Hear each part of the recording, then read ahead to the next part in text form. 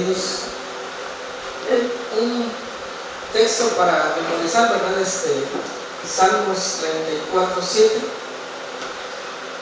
Es para que se lo aprendan nada más de memoria, ¿verdad? No es el tema, sino que es el que no se lo sepa, ¿verdad? Puede aprenderlo, marcarlo en su Biblia. Salmos 34:7. Márcalo en su Biblia, ¿verdad? Los que ya lo saben de memoria, gloria a Cristo. Y los que no, es bueno, ¿verdad?, que lo tengan marcado y que se lo aprendan. Es un salmo de fortaleza y que va a impedir, ¿verdad?, que el enemigo lance ataques a su mente o le lance dudas, ¿no? El ángel de Jehová acampa alrededor de los que le temen y los defiende. Entonces que usted, ¿verdad?, viva en paz, duerma en paz, usted esté tranquilo, ¿verdad? Si usted es un hijo, una hija de Dios, usted simplemente debe de confiar, ¿verdad?, en Él. Así que es un salmo de fortaleza para que usted, ¿verdad?, pueda tener cierta paz y tranquilidad. Vamos a abrir nuestras Biblias, ahora sí, el tema, ¿no? Hechos capítulo 19, versículos del 11 al 20.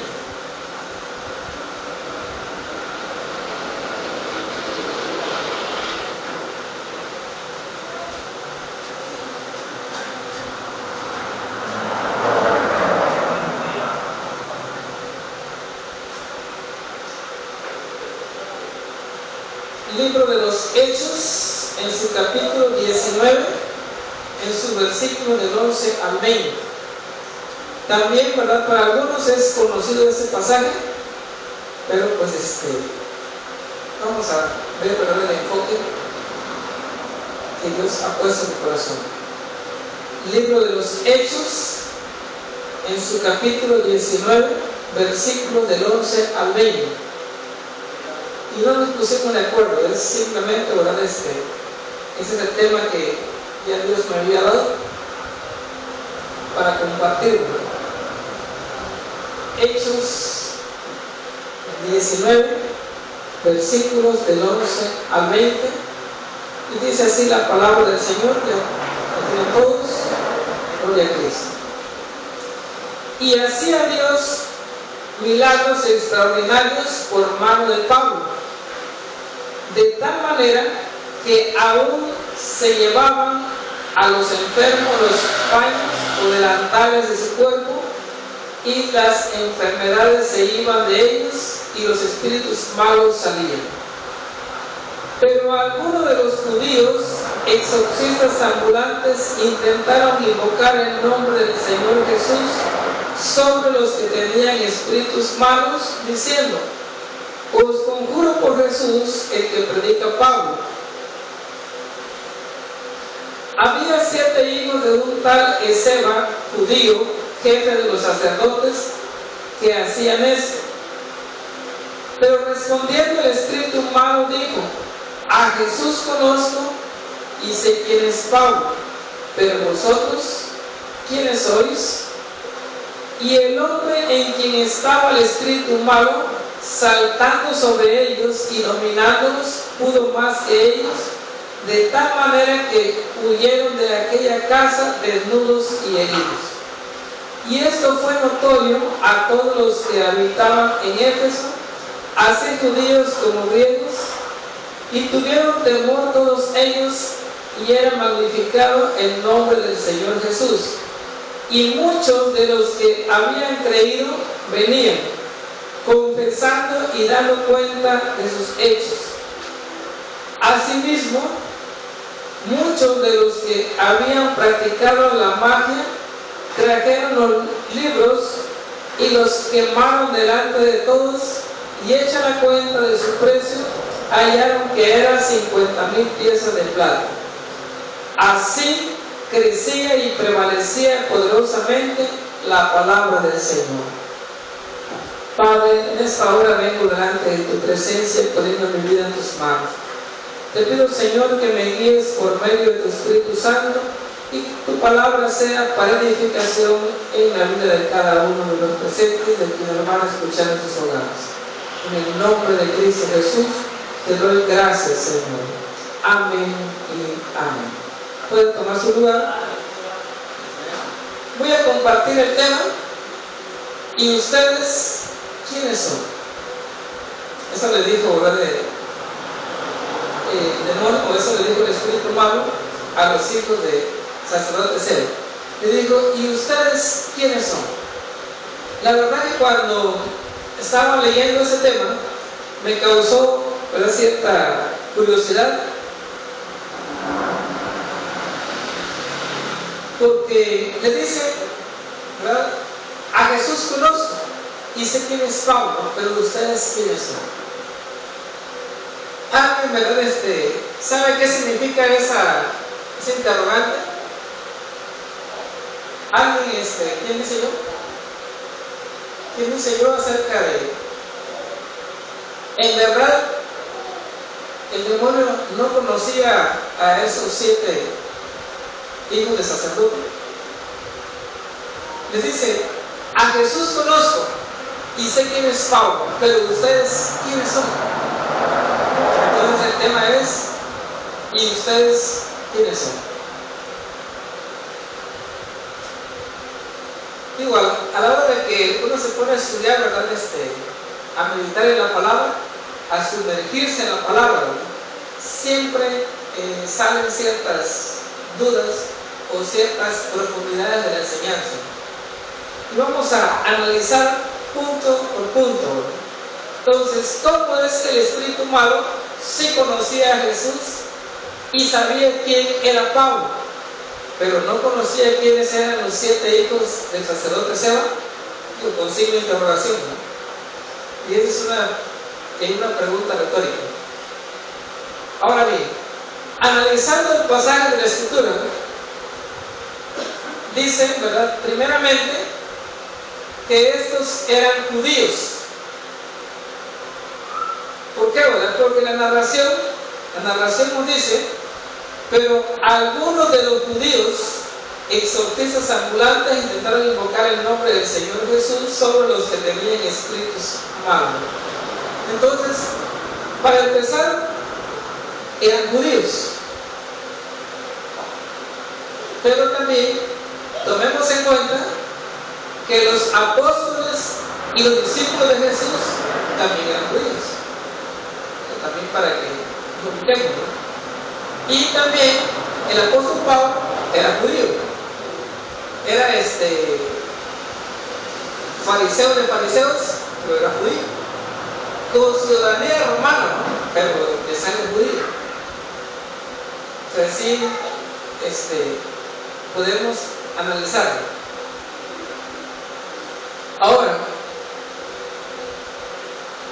¿por qué esos hombres sí eran judíos, al igual que los apóstoles, al igual que Pablo? Pero ¿cuál es la diferencia? O sea, ¿por qué ellos no pudieron echar fuera, ¿verdad?, al espíritu malo? Es decir, al demonio. Ellos dijeron, os conjuro por Jesús el que predica Pablo. ¿Cuál era la diferencia? ¿Por qué ellos no pudieron? Entonces, si usted lo analiza, estos quizás señores o jóvenes, la Biblia no nos dice la edad, pero ellos eran de la religión judía. O sea, no eran cristianos. ¿Por qué, verdad? Porque dice que eran hijos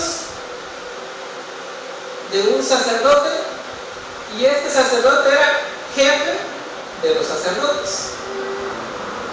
Entonces, para que vayamos entrando, ¿verdad?, en la profundidad de la palabra, ellos agarraron, que intentaron echar fuera al espíritu malo, es decir, al demonio, pero ellos en sí pertenecían a la religión judía. Hoy en día existe, en verdad, la religión judía, En aquellos tiempos se le llamaba judaizante, pero cualquier religión que predique o enseñe acerca de guardar la ley de Moisés o guardar los mandamientos son de religión judía, aunque se llamen adventistas, aunque le llamen sabáticos, pero sí existen, hasta el día de hoy existen en sí los judaizantes. De hecho, están muy de moda en que empiecen a orar, ¿verdad? O a predicar, o a enseñar palabras en hebreo, o a pronunciar palabras en hebreo. Entonces, cierta inclinación hacia la ley. Entonces, ellos se llaman judaizantes. Y en la época del apóstol Pablo, pues estaba, ¿verdad? Recuerden que el evangelio estaba todavía muy nuevo y los judaizantes estaban muy enraizados. Entonces, número uno, ¿verdad? Eran judíos. Entonces, número dos, eran hijos de Seba, sacerdote judío, jefe de los sacerdotes. Entonces, dice en el verso 14, había 7 hijos de un tal Seba, judío, jefe de los sacerdotes, tal que hacían esto. Entonces, para que usted lo ubique en el versículo 14, pues eran 7 hijos de un sacerdote, jefe de sacerdotes. O sea, no eran cristianos, no eran convertidos. Simplemente, ¿verdad? Ellos les gustaba ese trabajo. Número 3, eran exorcistas ambulantes. Eso está más interesante aún. Pero en el verso 13 dice, pero algunos de los judíos, exorcistas ambulantes. ¿Sabe qué significa exorcistas ambulantes? Como hoy en día, ¿no? Hoy en día va a encontrar que hay evangelistas ambulantes, cantantes ambulantes, profetas ambulantes, apóstoles ambulantes, maestros ambulantes. Va a encontrar personas ambulantes. ¿Y sabe usted qué significa que sean exorcistas ambulantes? Podríamos decir, ¿verdad?, que ambulante es toda aquella persona que anda, ¿verdad?, sin rumbo y sin dirección. Pero espiritualmente son aquellas personas que no se sujetan a una autoridad. Entonces, por ejemplo, si en ocasiones, ¿verdad?, viene alguien, ¿verdad?, que sea, yo soy evangelista, pero ¿a qué iglesia pertenece? No, pues a ninguna, ¿verdad? Entonces, ese es un evangelista ambulante, pues que no tiene un lugar donde se congrega o no tiene una autoridad a quien sujetarse. Entonces, podemos definir que estos exorcistas ambulantes eran personas que no se sujetaban a ninguna autoridad, a ninguna iglesia. En otras palabras, vivían a como les daba la gana. Entonces, para que usted se ubique, digo, ahí está en la Biblia, no le estoy mintiendo. Ahí usted puede leerlo, ¿verdad?, que dice que eran ambulantes. También, para el número 4, nos dice que intentaron invocar el nombre de Jesús sobre el espíritu malo. Ahora, aquí, si usted, ¿verdad?, lee en el verso 13, al final dice,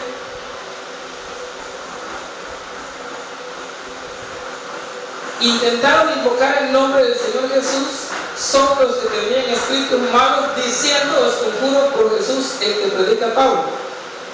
Ahora, eso de que intentaron, o sea, sí lo utilizaron el nombre, ¿no?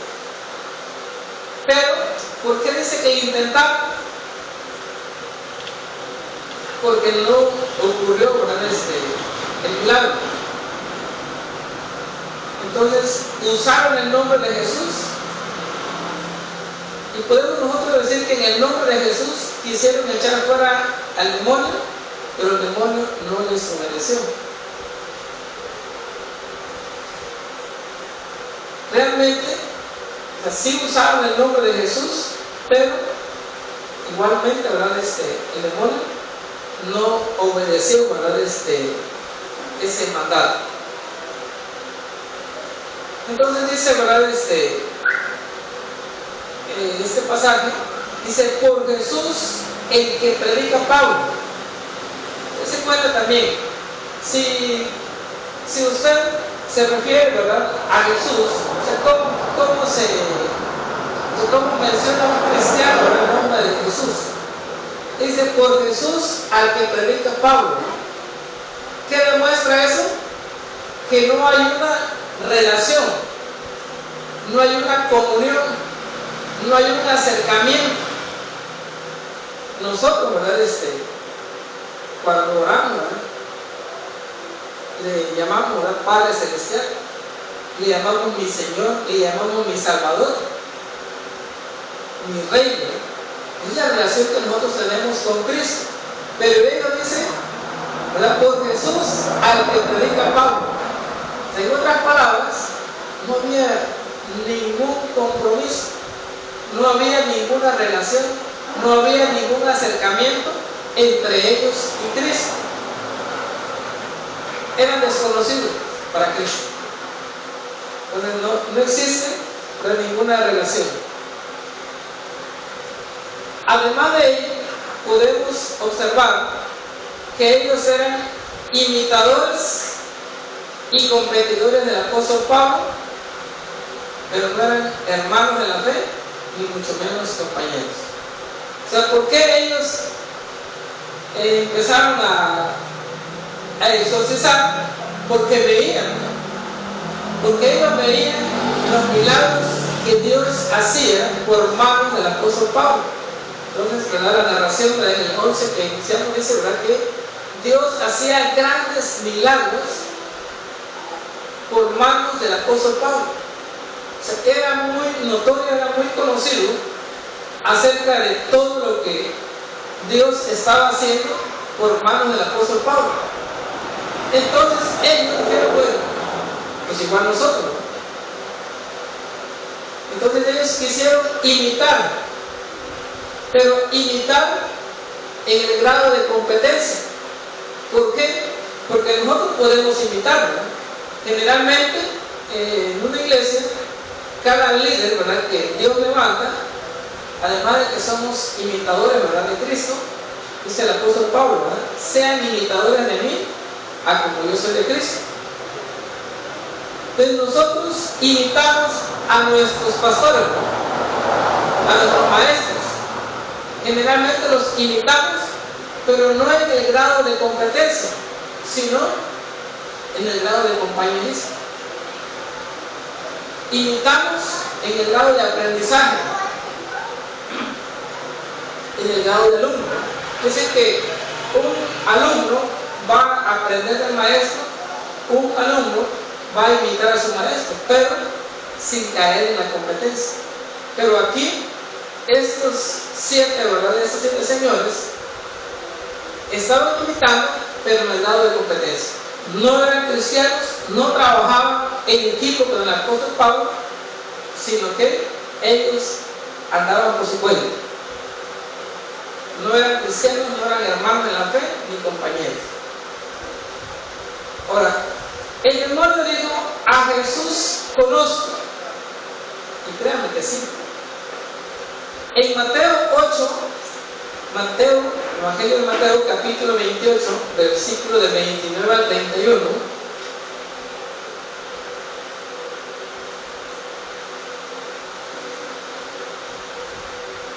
Evangelio de San Mateo, en su capítulo 8, versículos del 29 al 31.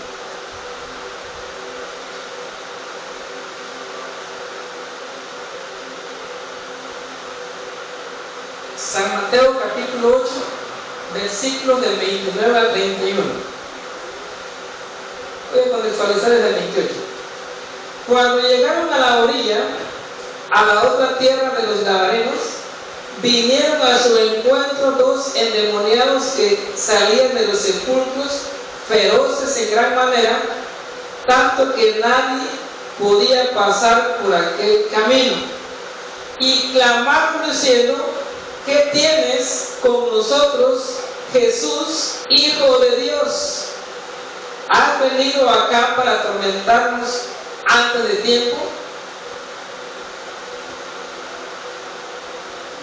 Estaba paciendo lejos de ellos un hato de muchos cerdos, y los demonios le rogaron diciendo: si nos echas fuera, permítenos ir a aquel hato de cerdos. En ese tiempo del ministerio de Jesús, nadie sabía que él era el Hijo de Dios. Bueno, y sí con mucha certeza, ¿no?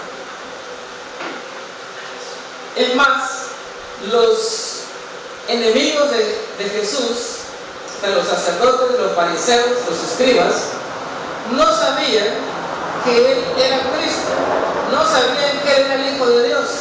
Incluso fue, ¿verdad?, una acusación de blasfemia contra él, y por eso lo crucificaron.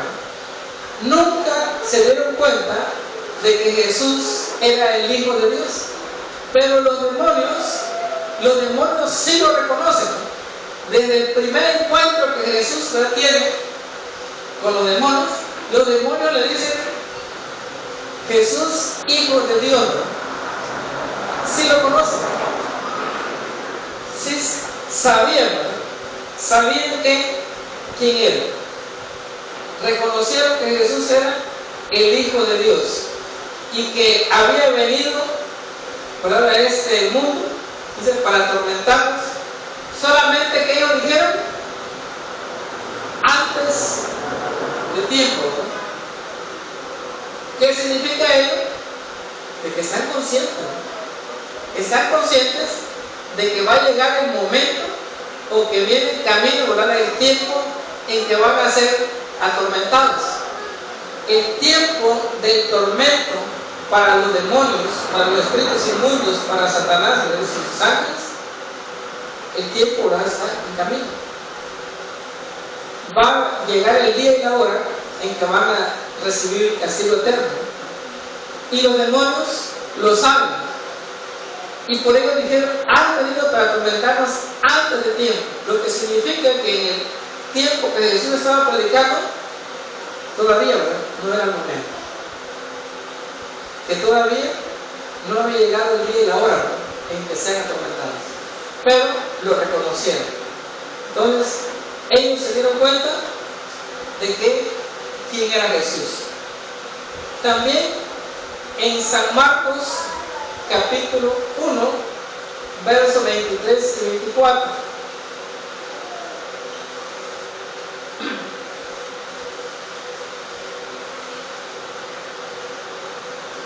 Adelantito de San Mateo a San Marcos, capítulo 1, versos 23 y 24.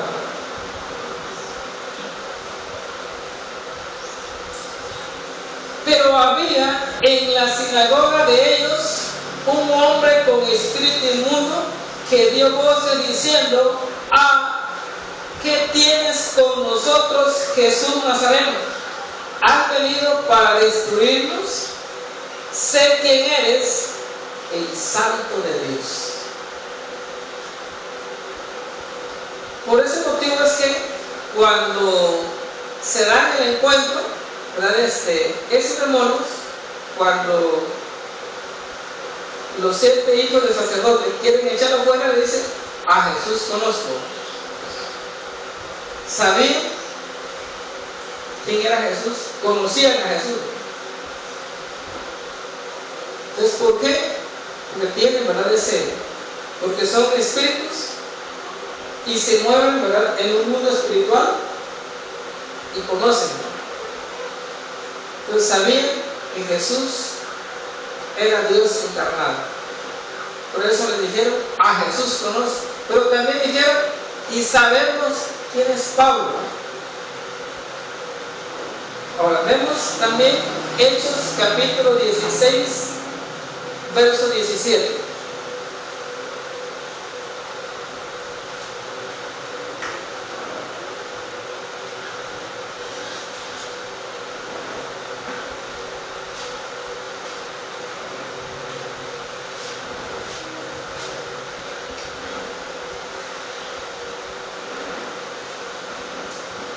Hechos en su capítulo 16, versículo 17.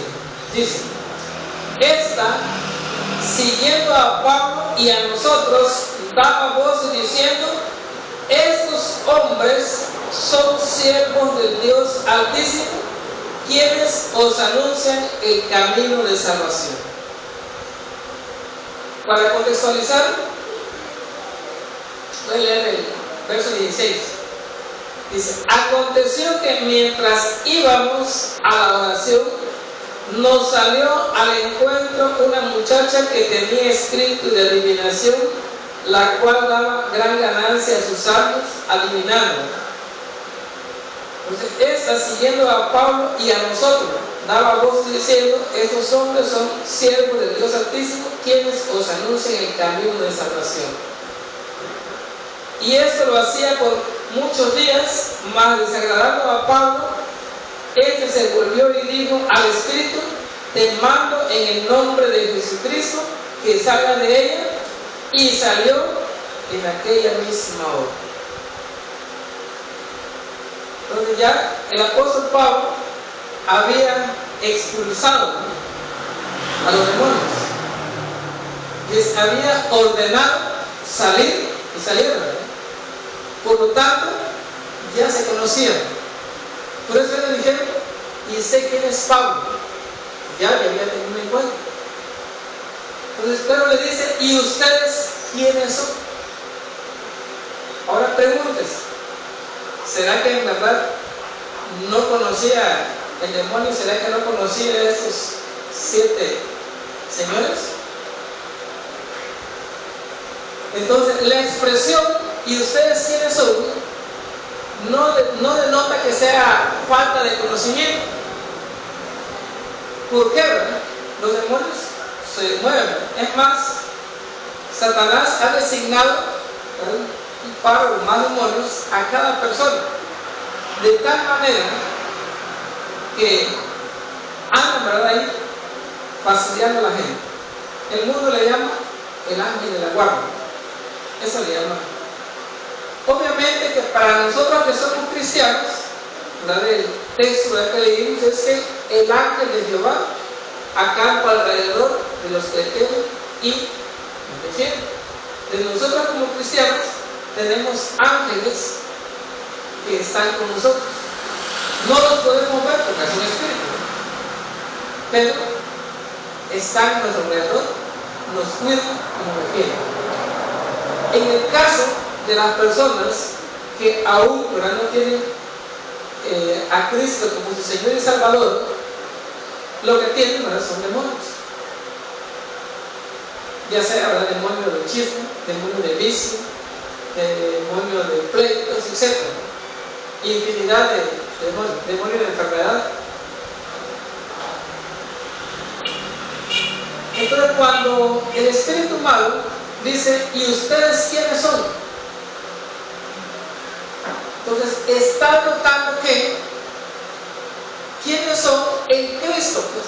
O sea, quiénes son, o sea, que no tienen una relación con Cristo, que no tienen autoridad para echarlo fuera. Y eso, ¿verdad? Eso sucedió cuando, ¿se acuerdan cuando fuimos estaba Adriana, ¿verdad?, estaba poseída, ¿verdad? Y el demonio agarré y me dijo: ¿y tú quién eres? O sea, así, con esa expresión me recibió el demonio. Estaban los hermanos orando, tenían agarradas de manos y pies, estaban un montón y así que el demonio estaba en su máximo apogeo. Y el enano, cuando me ve entrar, me dice: ¿y tú quién eres? Hasta crees que vas a poder echarme fuera. Entonces, ¿por qué? Porque generalmente, si nosotros nos llegamos a orar por algo, si andamos en pecado, el demonio nos va a acusar, ¿no? Si una persona está en pecado y el demonio llega y le dice algo, si en realidad la persona está en pecado, le va a pasar a los de estos 7 señores. 7 contra 1, y ganó el 1 y perdieron los 7. Aquí dice que un hombre con el espíritu malo pudo más que los 7 y los golpeó y los desnudó y salieron huyendo, ¿no? Si no se huyen, le va peor, ¿no? Es decir, que cuando el demonio acusa, hay que tener cuidado, ¿no? Entonces, si nosotros sabemos que andamos bien, no se preocupe, usted entre. Pero si usted sabe que anda mal, yo le recomiendo, no le entre. O sea, no, porque ahora sí que le va a ir como en feria, ¿no? O le puede ir mal. Y si está, si usted está solo, ¿verdad? Donde no haya más cristianos y usted está en pecado, no le entre porque le va a dejar, o lo va a dejar en vergüenza, o le puede golpear, ¿verdad? Como en este caso. Entonces, por eso es que le dice, ¿y ustedes quiénes son? En otras palabras, ¿con qué autoridad vienen a echarnos fuera? ¿Por qué? Porque eran gente, no eran cristianos, no eran convertidos, no se sujetaban a una autoridad, vivían a como les daba la gana. Y hoy en día, aunque alguien sea cristiano, ahí le va, aunque alguien sea cristiano, pero si no se sujeta bajo autoridad, si vive en pecado, aunque haya conocido a Cristo, de igual manera no va a tener esa autoridad. Pues si el demonio le dice, ¿y tú quién eres? Y usted sabe que no anda muy bien, entonces ahora sí que calcule las consecuencias. Ahora, si usted anda bien, pues no se preocupe, ¿no? Cuando nos ha tocado ministrar aquí, como aquí todavía y tenemos tiempo, pues todavía, ¿verdad? Pasamos al altar, nos ponemos a cuenta, le decimos, Señor, aquí estoy, ¿verdad? Ponerse a cuentas con Dios antes de ministrar y hacer. Pero hay veces, hermano, que no hay tiempo. Como en ese caso, ¿verdad? Cuando llegué, pues ya llegué y el demonio estaba forcejando duro. Y en cuanto llegué, me dije, no, pues entren, ¿no? Si ya no hay tiempo de decir, me voy a hincar, me voy a poner a cuentas con Dios. Entonces, es necesario que cada uno de nosotros viva a cuentas. Y no solamente por el hecho de que vayamos, ¿verdad?, a ministrar liberación, sino también por el hecho de que la muerte nos sorprenda, ¿verdad? Imagínense un accidente y que murió en el instante. Si no estaba a cuentas con Dios, se fue para abajo. Es más, un paro cardíaco, pues, para no ser tan emoción, ¿no? Imagínense un paro cardíaco, se acostó a dormir y ya no despertó, ¿no? Pero si no estaba a cuentas con Dios, le va a pasar como el hombre rico, ¿no? Y despertó en las llamas del tormento. Entonces es necesario que cada uno de nosotros viva cuentas por muchas razones. Entonces, lo principal, la seguridad de nuestra salvación. Eso es lo principal de todo, por el cual usted y yo tenemos que estar a cuentas con Dios todo el tiempo. Pero quienes nos toca, ¿verdad?, orar, pues hay que estar a cuenta. Pero hay ocasiones que, aunque no seamos líderes, yo tenía como 2 años de convertido y venía, ¿verdad?, del trabajo, y pues traía yo un bochito, ¿verdad?, que era del que ya no trabajaba. Y a la hora de ir, ¿verdad?, iba pasando en la calle y sale, ¿verdad?, una señora, hermana, ¿verdad?, del ingeniero con que trabajaba, y me sale, ¿verdad?, así a hacerme señas para que me detuviera ahí. Pues me paré y sabía que yo era cristiano, porque yo no era pastor, creo que había tenido liderazgo. Y me llama y me dice, venga, dice, a orar. Usted cristiano, sí, venga a orar, ¿no? Yo no sabía, no tenía la experiencia del ministerio de liberación. Y pues igual y solo. Fue una muchacha que estaba poseída. La tenía acostada en un carro y el demonio buscaba desnudarla. O sea, el demonio la agarraba y se daba de golpes y quería desnudarla una vez en el tiro del carro, en el tubo del carro. Pues en ese momento, ¿verdad?, sin tener experiencia, poco conocimiento de la Biblia, pero pues igual entré, ¿verdad?, entré a orar. Y estuve como a los 10 minutos, creo, 5, no sé, pero se me hicieron horas. Al rato llegaron los familiares que eran de una iglesia de Nazareno, y llegaron y dijeron, nosotros nos hacemos cargo, ¿no? Dije, pues gracias a Dios, ¿no? ¿Por qué? Porque pues algo que no tenía la experiencia y solo, ¿no? Solo, ¿verdad?, orando. Entonces, como cristianos, de repente, ¿verdad?, nos conocen más los que ya llevamos años en el Evangelio. Cuando ya pasaron ciertos años, la gente dice, oiga, yo no veo que usted va a una iglesia, yo no veo que usted pertenece a una iglesia, yo no veo que usted es cristiano o cristiana, ¿no? Venga y ore, ¿verdad?, por este enfermo o este que está poseído. Entonces, ¿qué va a responder, ¿no? Y contaba un compañero de trabajo que pertenecía a una iglesia y decía que agarraba y le decía a ciertos hermanos que sabían que andaban en pecado, le decía, hermano, acompáñenme, vamos a ir a orar el domingo, terminando el servicio, vamos a ir a orar por un enfermo. Si es que mire, es que no puedo, es que tengo un compromiso. Y siempre me ponían pretextos. Entonces en ocasiones le cambiaban, ¿verdad?, la cita, y le decía, mire, dígame qué día usted puede, dígame qué día y qué hora usted puede para que vayamos, ¿no? Entonces, como las personas sabían que andaban en pecado, no querían asistir, porque ya tenían conocimiento. Entonces, ir a orar por una persona, ¿verdad?, poseída, sí es necesario que el cristiano, ¿verdad?, viva en santidad delante de Dios. ¿Por qué? Porque de lo contrario, el espíritu se puede pasar de un cuerpo a otro. Es decir, que puede estar ministrando a una persona endemoniada, pero si hay gente en ese momento que no esté bien delante de Dios y se acerque, se le pasa el demonio, se transfiere. Entonces, la expresión que el espíritu humano dice, pero ustedes quiénes son, entonces no denota que no tenga conocimiento, porque sí lo saben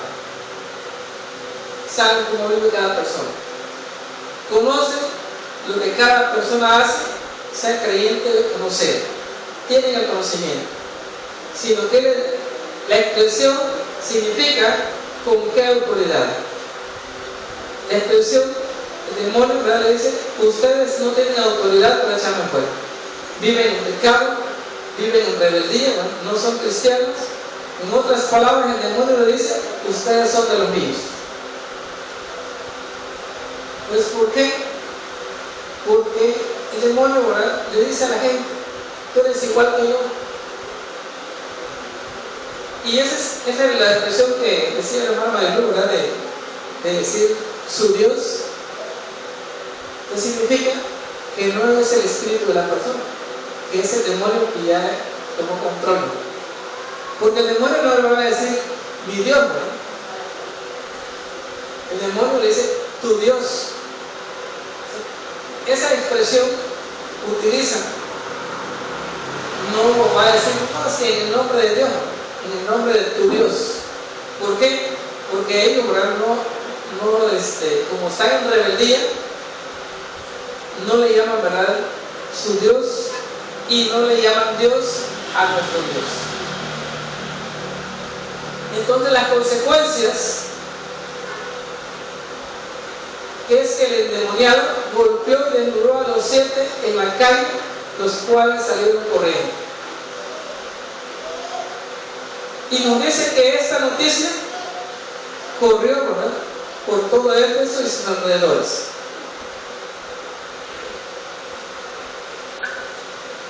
Ahora, ¿por qué? Porque dice, ¿verdad?, el versículo,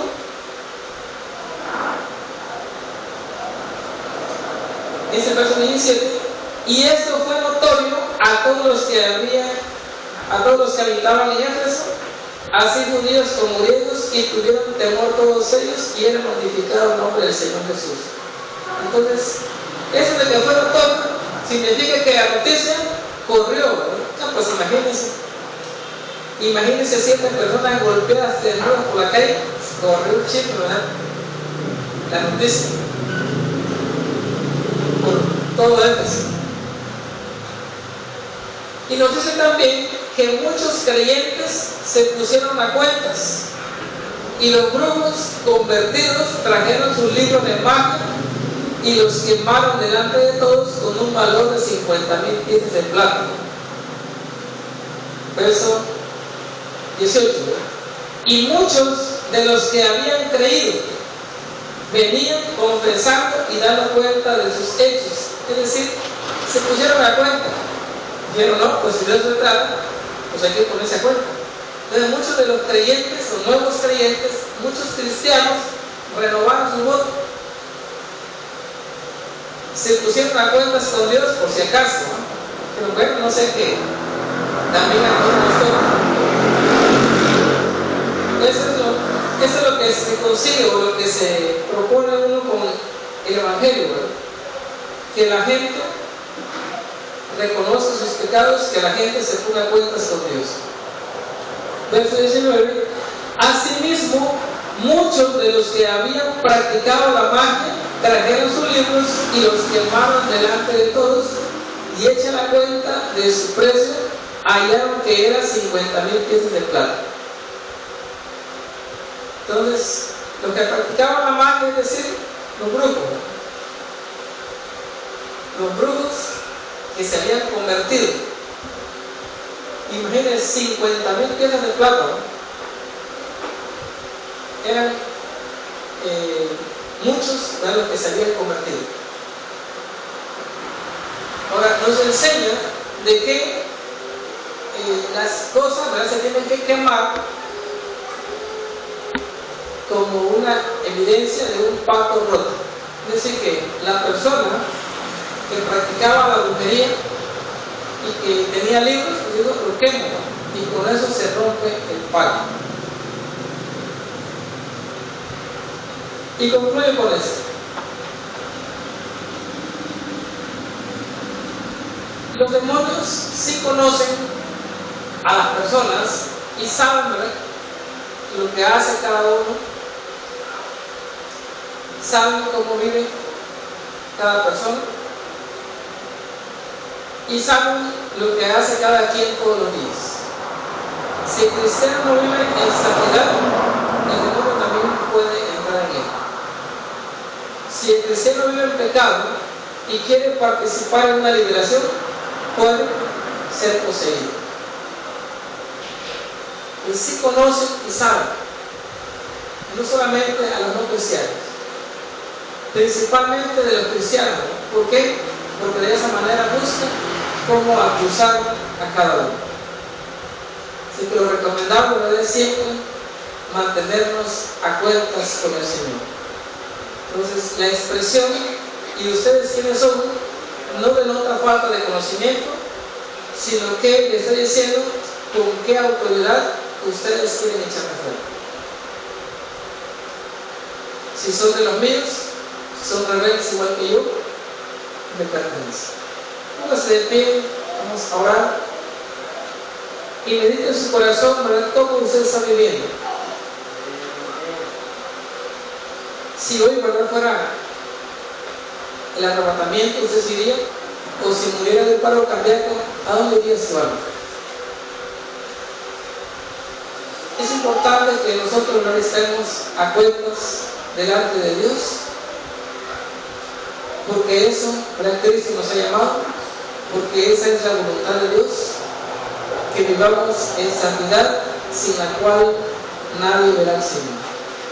Padre, te doy gracias por esta palabra y te pido, Señor, que sirva para edificación y no para destrucción, que quede grabada en cada mente y en cada corazón y pueda ponerse por obra, Señor, a fin de que conozcamos cada día de que el enemigo, Señor, siempre anda vigilando la vida de cada uno para acusar. Siempre, Señor, el enemigo busca cómo poner tentación, cómo poner pruebas y cómo acusar a cada cristiano. De tal manera, Señor, que cada uno de nosotros debe vivir en santidad por causa de tu palabra. En el nombre bendito de Cristo Jesús, te doy gracias, eterno Dios. Gracias, Padre, en esta hora. Gracias, Hijo, y gracias, Espíritu Santo. Amén y amén.